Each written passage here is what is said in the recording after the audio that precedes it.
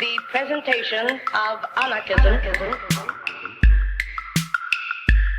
as social philosophy which aims at the emancipation, economic, social, political, and spiritual of the human race. The emancipation. Anarchist Essays is brought to you by Loughborough University's Anarchism Research Group. For more information on the ARG, see the link in the show notes or follow us on Twitter at ARGLBORO.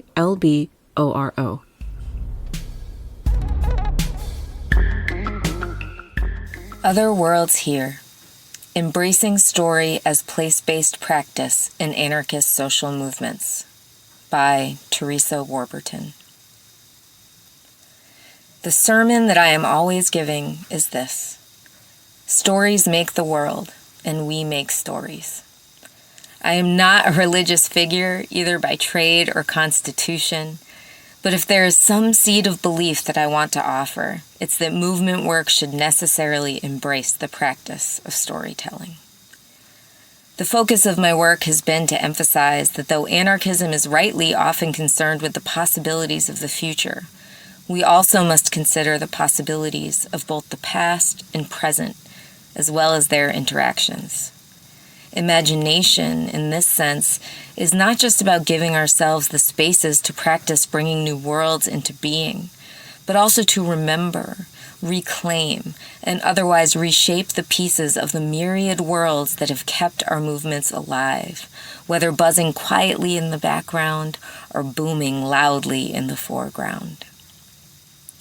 To name this practice, I've dug into the work of Indigenous scholars, organizers, and writers to emphasize and attempt to name the necessity of considering the other worlds here, or the worlds that exist contemporaneously within those that seem to take a dominant form. I say seem here to draw forward a seed of recognition that those certain worlds come through the loudest. This doesn't mean that they are the strongest, the most prominent, or even those with the most longevity. Oftentimes, it means simply that they are those which have consolidated the most resources, including, but not limited to, wealth and attention. So the primary reason that I encourage contemporary anarchists in North America to pay attention to other worlds here is so that we can more effectively enable our movements to respond to the specificities of living in a state structured through settlement and racial capitalism, including the gendered and sexual systems that support them.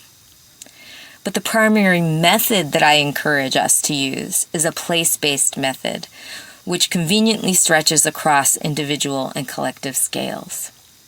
My commitment to bringing this method into anarchist practices arises not from an intellectual project, but rather from a relational one.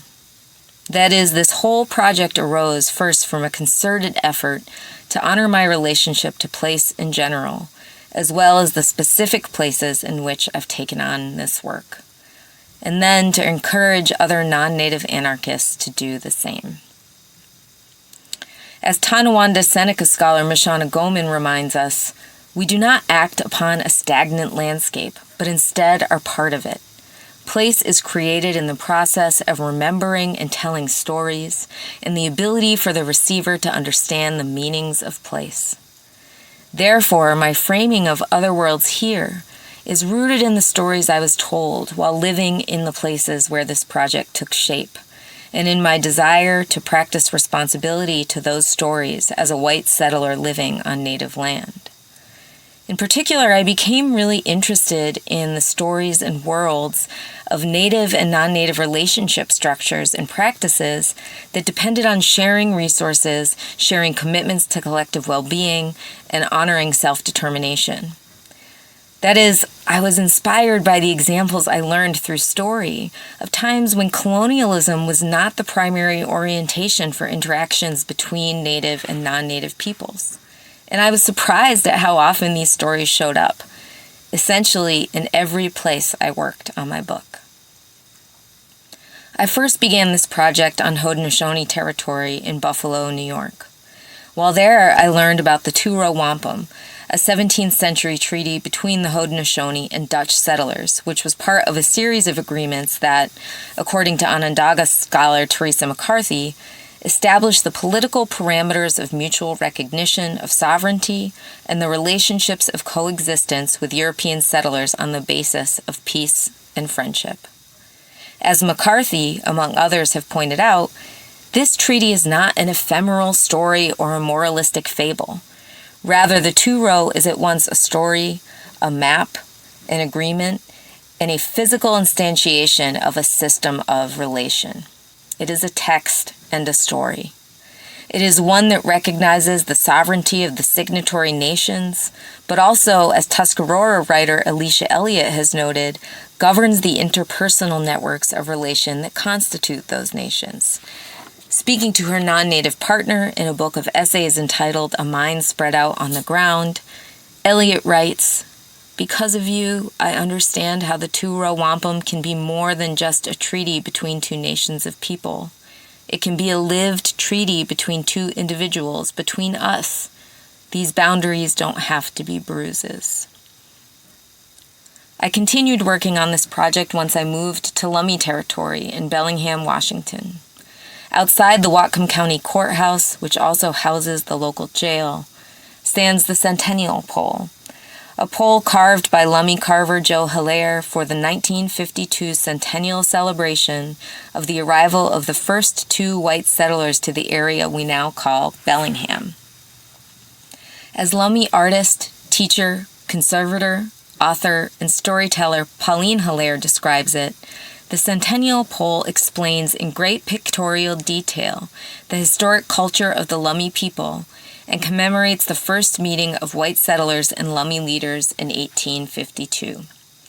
In her essay on the Centennial Pole, Pauline Hilaire offers a reading of it as both a text and a story. She begins at the base where there is a wide canoe, which carries two Indians and two white men. Only the Indians in the canoe are using paddles, which represent their generosity and the trust they received, she says. Much like the two-row wampum codifies an agreement based on the mutual recognition and respect necessary to live with the land and its people, the Centennial Pole similarly asks those of us living in Bellingham to consider how we might live in a way that honors the generosity and trust that both Joe and Pauline Hilaire articulate. One that sees us all in the canoe together, but one in which only the Lummi have paddles.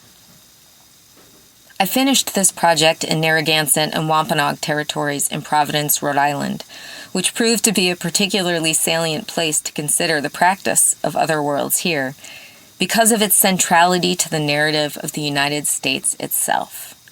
As I wrote the introduction to the book, I sat less than a mile from the site of Roger Williams's landing after his expulsion from the Massachusetts Bay Colony, and only about 50 miles from Plymouth, the site that is often mistaken for the initial landing place of the Pilgrims.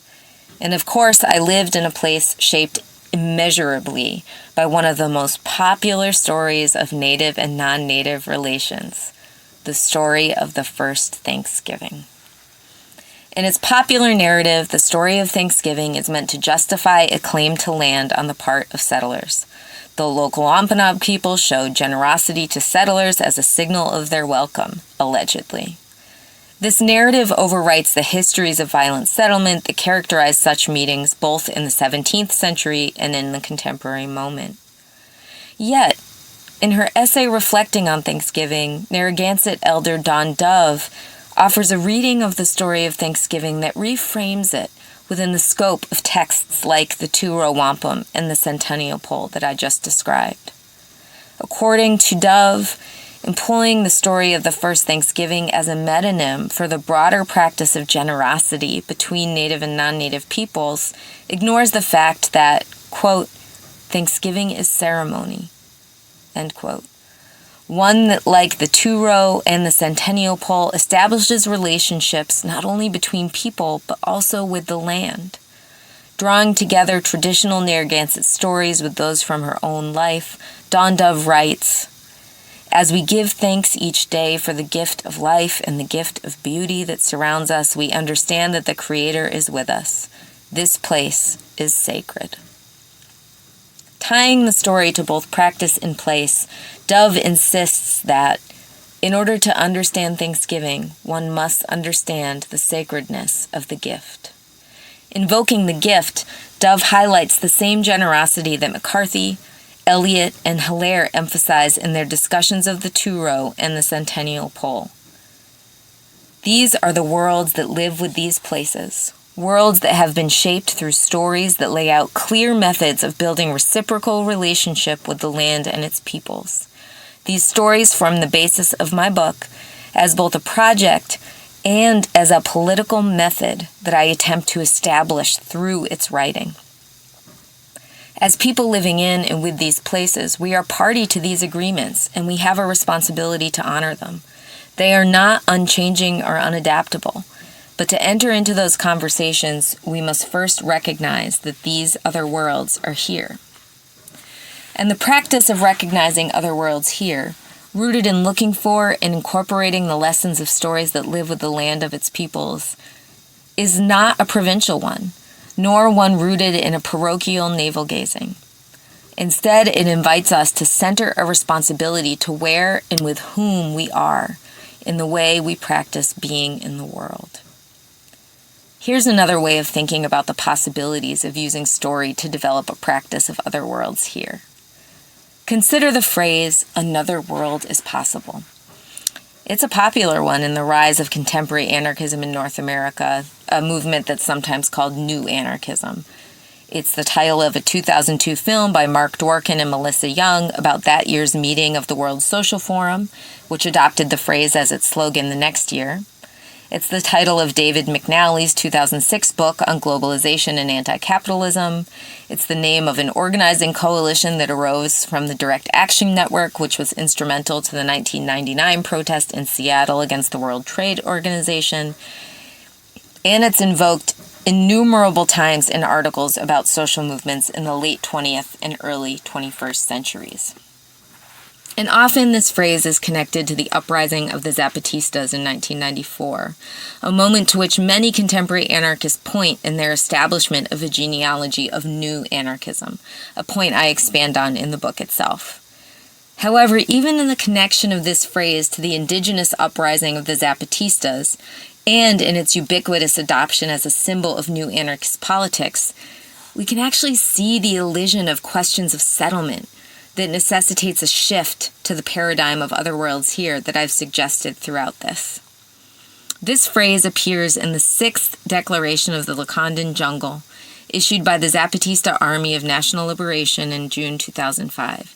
The passage in English reads, "If you look at one of those studies the governments make, you will see that the only indigenous communities which have improved their living conditions, whether in health, education, food, or housing, were those which are in Zapatista's territory, which is what we call where our villages are. And all of that has been possible because of the progress made by the Zapatista villages and because of the very large support which has been received from good and noble persons whom we call civil societies and from their organizations throughout the world. As if all of these people have made another world is possible a reality, but through actions, not just words." Here, the EZLN makes a direct connection to global radical politics, not through calls to global solidarity, but through a rooting in a place-based focus on local indigenous communities. This is the first place, however, that this phrase appears in the official communications of the EZLN, 12 years after the first declaration was issued. The association of the phrase, "another world is possible," with the Zapatistas seems to come in some ways from a conflation of this phrase with another that appeared in the 4th Declaration in 1996. It reads, in part, "Many words walk in the world. Many worlds are made. Many worlds are made for us. There are words and worlds which are lies and injustices. There are words and worlds which are truths and truthful. In the world, we want many worlds to fit. The nation which we construct is one where all communities and languages fit, where all steps may walk, where all may have laughter, where all may live the dawn. In this declaration, released 2 years after the first and 9 years before the sixth in which the phrase "another world is possible" appears, the EZLN uses the description "a world where many worlds fit" to describe their radical political vision. Though this shares numerous qualities with the more pervasive "another world is possible," this phrase and the larger quote from which it is extracted above illuminates a different approach to the question of other worlds. It signals the need to imagine not a singular future world that is new, but to create the conditions for many worlds, both nascent and existing, to flourish. It emphasizes the relationship between words and worlds. It hails us as people who all may live the dawn within the framework of the expressly indigenous foundations of the EZLN's uprising. The difference between these two phrases, "another world is possible" and "a world where many worlds fit," may seem inconsequential. But the effect of these words in shaping the radical political visions of new anarchism is significant. When, as radical activists and scholars, we invite ourselves and others to imagine another world is possible, one without the state, without capitalism, without settlement, without prisons, without police, this encourages us to stop normalizing these structures and their seeming perpetuity on the physical and social landscapes of our world. But we must also recognize that in other ways, such imagining may not be the most difficult or imperative part of the process. What is more, framing our radical practices this way can support the structure of settlement by obscuring the myriad worlds that have lived with the land and its people since time immemorial. Because, in fact, there have been and continue to be worlds that are without the state, without capitalism, without settlement, without prisons, without police. These worlds don't exist in a pure past to which we must return, but rather continue to exist within the words, the land, and the peoples that are constituted through and of these worlds. Those worlds, the other ones that we are searching for, are here. And if we look at this place, at North America, at Turtle Island, and can only ask the question, can we imagine what this place might look like without those things? Then we are looking at this place all wrong. Yes, another world is possible. One of the reasons we can even know this, though, can even entertain this thought, is because there are other worlds here, if only we would honor them. And if you are left now thinking, okay, but how? It might take a lot. It might take transforming our relationship to the places we've been, the places we are, and the places we want to go. It might take paying attention every day to things we've rarely considered before. Place names, common flora and fauna, architecture, demographics, stories, and more. It can feel overwhelming and perhaps downright impossible to totally transform those things without a place to start. So, as an ending here, that is an invitation into the myriad other worlds that exist, I offer a small practice that I use myself that has been the beginning of all kinds of transformations in my own political and personal lives. Here it is. Wherever you are, read something by an Indigenous person from that place. Where do you organize? Whose lands is it? Find one person from one of those tribes or nations that has written something meant for people to read, and read it. Look up things you didn't know and then find out what you can learn by being in a place that you couldn't have known just by reading. Combine those practices of reading and being and see what the world feels like when you start making space for a world where many worlds fit. You might just find that you can finally feel the universe constantly expanding instead of feeling it crushing you for once.